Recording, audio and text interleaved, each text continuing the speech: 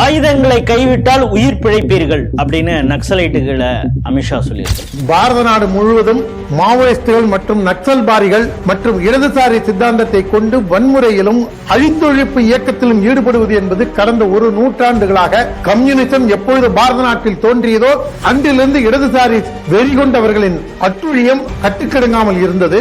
காங்கிரஸ் ஆட்சி காலத்தில் நடந்த ஒரு சில நல்லதுகளில் நீட் போன்று, ஆதார் கார்டு போன்று மற்றும் தகவல் அறியும் உரிமை திட்டம் போன்று ஒரு நல்ல விஷயத்தை காங்கிரஸ் கட்சியானது மாவோயிஸ்ட் மற்றும் நக்சலைட் கோம்பிங் ஆபரேஷனை முன்னெடுத்தது.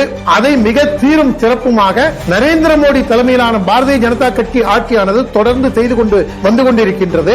அதன் இறுதி வடிவத்திற்கு தற்பொழுது வந்துவிட்டது. அதற்காகத்தான் டி ராஜா போன்றவர்களெல்லாம் கத்தி கதறி கூப்பாடு போட்டுக் கொண்டிருக்கின்றார்கள். சிஆர்பிஎஃப் மற்றும் ராணுவ வீரர்களிலிருந்து சாதாரண பொதுஜனங்கள் வரைக்கும் பலரை கொன்று குவித்த, பல்லாயிரக்கணக்கான மக்களை கொன்று குவித்த இரத்த காட்டேரி இந்த கம்யூனிஸ்ட் வெறியர்களுக்கு கடிவாளம் போட்டு அடக்கி வைக்கப்பட வேண்டும். அப்பொழுதுதான் பாரத தேசம் முன்னேறும்.